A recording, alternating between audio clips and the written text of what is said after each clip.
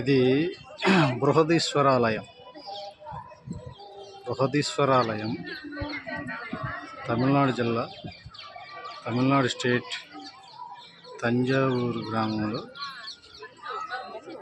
ఉన్నటువంటి బృహదీశ్వరాలయం. రాజరాజ చోళుడు 12వ శతాబ్దంలో నిర్మించబడిన గొప్ప టెంపుల్. ఇది పెద్ద శివలింగం ఉండటం వల్ల దీనిలో పెద్ద గుడి లేక బృహదీశ్వరాలయంగా పేరుగాంచింది. ఈ బృహదీశ్వరాలయం పైన కలశం 8 టన్నుల ఒకే కొండరాయి. ఈ యొక్క బండరాయిని గోపురం పైకి పెట్టడానికి 8 కిలోమీటర్ల స్లోపు నిర్మించి 1000 ఏనుగులతో ఆ యొక్క కలశాన్ని పైకి చేర్చి ఏమాత్రం పొరపాటు జరగకుండా 1000 ఏనుగులతో 8 టన్నుల ఆ బండరాయిని అమర్చటం జరిగిందంట. ఇది గొప్ప. ఈ బృహదీశ్వరాలయం ఒక గొప్ప కళాఖండం. చూడటానికి 2 కళ్ళు చాలకపోగా ఇంకా ఎవరి అయినా సరే 2 కళ్ళు కానీ 4 కళ్ళు కానీ అద్దెకు తీసుకోవాలని అనిపిస్తుంది. ఈ యొక్క గొప్ప కళాఖండాన్ని రాజరాజ మొదటి చోళ రాజులు నిర్మించారు. ఈ నిర్మాణం జరగటానికి ఈ చుట్టుపక్కల గ్రామం దగ్గరలో 1000 కిలోమీటర్ల దూరంలో కూడా ఇలాంటి రాళ్ళు లేవు. అంటే ఈ యొక్క నిర్మాణాన్ని, ఈ యొక్క రాళ్ళని తేటానికి 1000 కిలోమీటర్ల దూరం నుంచి ఇంత పెద్ద పెద్ద రాళ్ళని తీసుకువచ్చి రాజరాజ మొదటి చోళుడు ఈ యొక్క ఆలయాన్ని నిర్మించటం, ఇది మేము దర్శించటం మా అదృష్టంగా భావిస్తున్నాం. మా కొడుకు నాగేంద్ర గారు కోరిక మేరకు ఈ యొక్క బృహదీశ్వరాలయాన్ని, ఇది శివాలయం, ఈ శివాలయాన్ని బృహదీశ్వరాలయాన్ని చూడాలి డాడీ అని అడగటం వల్ల వాడి కోరిక మేరకు ఆంధ్రప్రదేశ్ నుంచి తంజావూరు తమిళనాడు రాష్ట్రానికి రావటం అయింది. విజయవాడ నుంచి ఇక్కడికి 1000 కిలోమీటర్లు. ఇది చాలా గొప్ప నందీశ్వరుడు ఉత్తరముఖంగా ఉన్నాడు ఇక్కడ. వీళ్ళు నా కుటుంబ సభ్యులు. ఇక్కడ నందీశ్వరుడిని 13 అడుగుల ఎత్తులో భలేగా నిర్మించారు. ఈ యొక్క నందీశ్వరుడిని ఇంత అందంగా తీర్చిదిద్దటం ఇదే నేను మొదటిసారి చూడటం. ఈ నందీశ్వరుడు మండపం ఇది. ఈ మండపం కూడా 12వ శతాబ్దంలో మొదటి చోళరాజులు నిర్మించారని ఎనికిడి కాదు, నిజం. ఇది ధ్వజస్తంభం.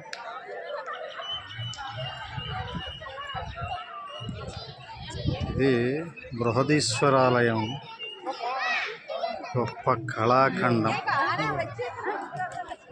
దేశాల నుంచి, రాష్ట్రాల నుండి ఈ యొక్క బృహదీశ్వరాలయాన్ని దర్శించడానికి వచ్చారు. నుంచి అస్సాం నుంచి, చైనా నుంచి కూడా ఇప్పుడే వచ్చారు కొంతమంది. తెల్లగా పొట్టిగా మరుగుజ్జుల్లా ఉన్నారు. వాళ్ళని చూసాం మేము. నందీశ్వరుడి మండపం చూడాలా దీన్ని మాత్రం. దీన్ని ఒక్కసారి చూస్తే కానీ అర్థం కాదు దీని యొక్క కళాకృతం. ఇంత గొప్పగా 1000 ఏళ్ల కిందటే జరిగిందంటే, దగ్గర దగ్గర 1200 సంవత్సరాల కిందట జరిగిందంటే, దీన్ని మన పూర్వీకులు ఎంత గొప్పవాళ్ళు దీన్ని చూస్తుంటేనే తెలుస్తుంది.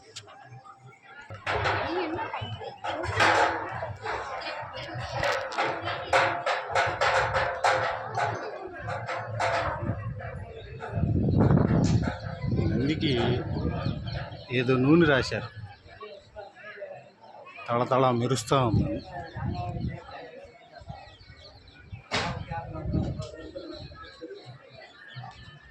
ఈ యొక్క అద్భుతమైన నంది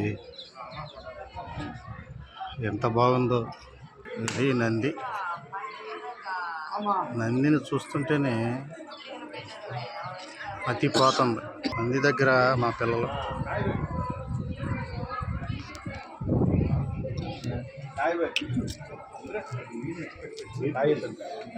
ఫోటో దివా నంది దగ్గర.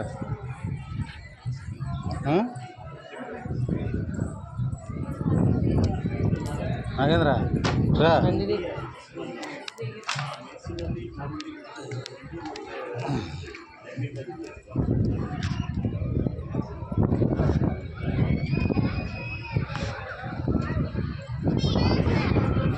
చోళరాజు నిర్మించినటువంటి ఈ గొప్ప కళాఖండం అద్భుతం. దీనికి నేల మీదే నిర్మించారంట. ఎలాంటి అండర్ గ్రౌండ్లో వర్క్ జరగలేదని అంటున్నారు. నేల మీదే నిర్మించారంట. అది ఒక గొప్ప నిర్మాణం.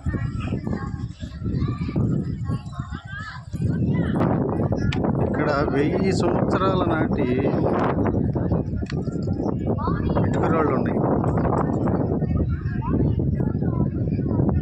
ఆ ఇటుకరాళ్ళు వాళ్ళకి కూడా చెక్కు చెదరకుండా ఉంది. ఆడే మా పిల్లాడు వాడు బృహదేశ్వరాలయాన్ని చూడాలి డాడీ అన్నాడు. వాడి కోసం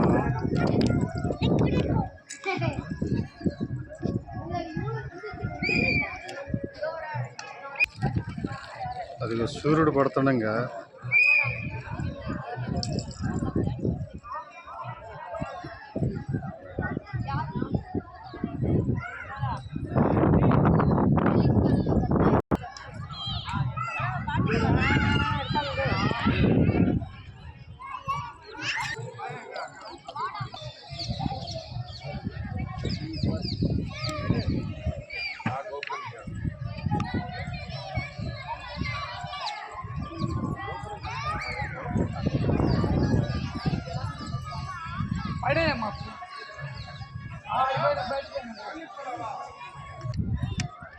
దక్షిణ ద్వారం.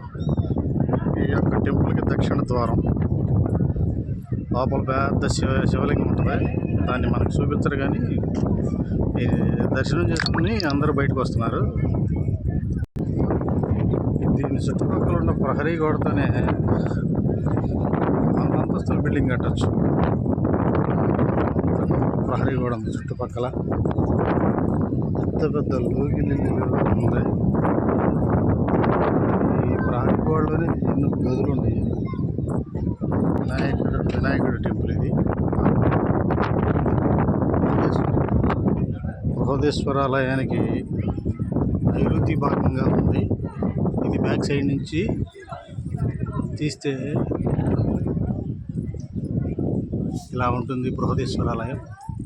చూడండి ఎంత కన్నుల పండగగా ఉందో. తమిళనాడులో కళాకారుల్ని పూజించవచ్చండి. అంత అద్భుతంగా ఈ యొక్క టెంపుల్ని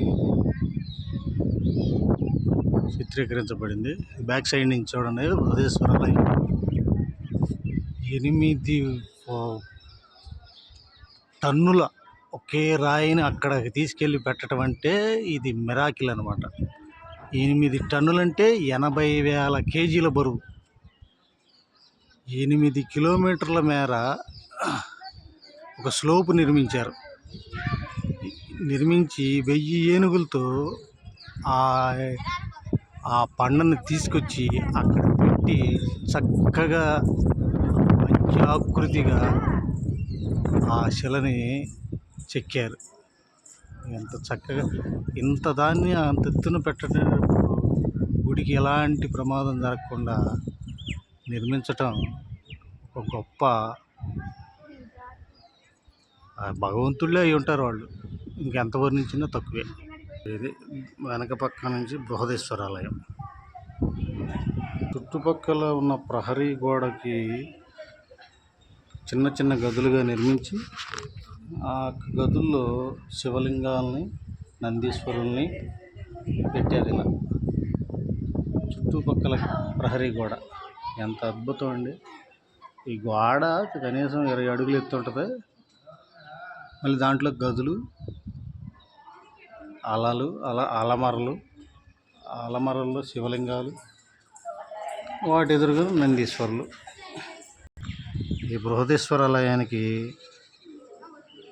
నైరుతిలో వినాయకుడు, ఆగ్నేయంలో వరాహలక్ష్మీ దేవత, ఓ పక్క కుమారస్వామి, మరో పక్క అమ్మవారు, మరొక గుళ్ళో లక్ష్మీ నరసింహస్వామి ఉన్నారు. ఆ యొక్క గుళ్ళు ఇలా చిన్నవి కాదు, పెద్ద పెద్దయే. కానీ ఆ గుడితో పోల్చుకుంటే ఇవి చాలా చిన్నవి అని అర్థం. చాలా చిన్నవి. ఆ గుడితో అంటే ఇండియాలో నాకు తెలిసి ఇక లేదు. ఇండియాలోనే కదా, వరల్డ్లోనే ఉండదు. ఇప్పుడు వాళ్ళందరూ కాస్త దానికి కూర్తి దానికి బట్టలు దించుకుంటారు. ఇంత గొప్ప ఖండానికి నిర్మాత, దర్శకత్వం, రూపకల్పన చేసిన వాడిని అసలు ఎందుకులే. ఆ రోజులు పిచ్చి రోజులు కాబట్టి వాళ్ళని గుర్తించలేకపోయారు. ఈ రోజుల్లో అయితే వాళ్ళకి ఇంకా వేరే లెవెల్